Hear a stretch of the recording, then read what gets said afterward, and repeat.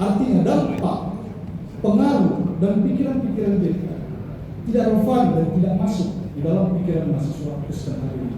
Ini fundamental. Ini bukan soal jumlah, ini fundamental. Artinya kita harus berpikir, merombak dan mentransformasi pergerakan bagaimana GKI bisa relevan, pikiran-pikiran GKI, doktrin, nilai, dan seluruh program yang bisa bermanfaat bagi mahasiswa Kristen yang ada. Belum lagi PTN dan PTS lainnya. Yang kedua adalah secara struktural bagi kita 20.000 itu besar. Namun pengelolaan partisipasi aktif kader itu sangat rendah sekali. Sebagai contoh, cabang A masuk 100, tapi aktif 5, 10. Di mana mereka? Apakah mereka tidak mendapatkan contoh yang baik dari gerakan ini? Atau apakah mereka tidak punya waktu, ruang untuk beraktivitas? Atau adanya kompetitor organisasi lain yang membuat mereka nyaman, yang membuat mereka mendapatkan berkat dan dampak terkait kekesenangan kebangsaan. Oleh karena itu ini juga menjadi satu fundamental bagi kita untuk mengubah pola pergerakan yang ada di GKI.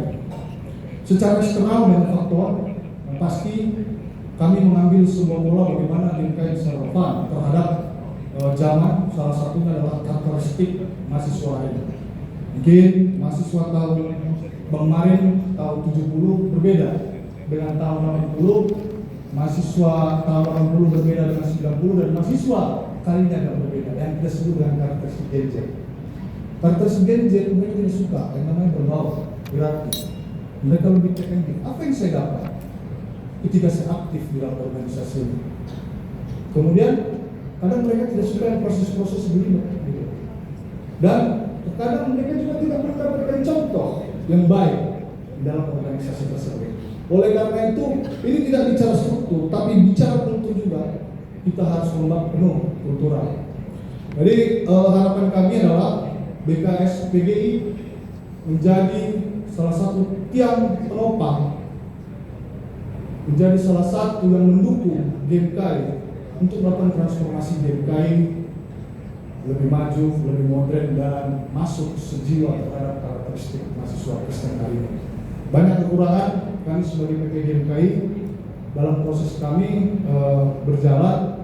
Ya kiranya kami selalu berbenah. Salah satunya mungkin banyak yang bilang GKI hari ini tidak kritis, tidak apa dan sebagainya.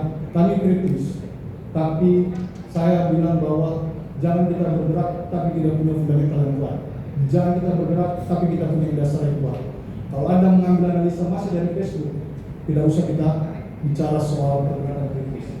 Kami kekurangan ruang, kekurangan think tank, kekurangan orang-orang yang hebat, akademik, kekurangan pikiran-pikiran untuk membuat sebuah naskah atau kajian-kajian terkait kekritisan GKI hari ini. Dan saya pikir forum kali ini saya menjadi optimis bahwa saya mengajak abang kakak semua, ayo kita di GKI kita bentuk think tank, kita bentuk ruang forum bagaimana kita bisa mengkaji bersama GKI sehingga lahir pikiran-pikiran yang kritis yang harus kita suarakan, dan pastinya suara itu harus berdampak bagi gereja, perguruan tinggi dan masyarakat. Itu saja yang saya sampaikan. Sekali lagi selamat melaksanakan Rakernas dan terima kasih kepada pengurus pusat BKS PGI.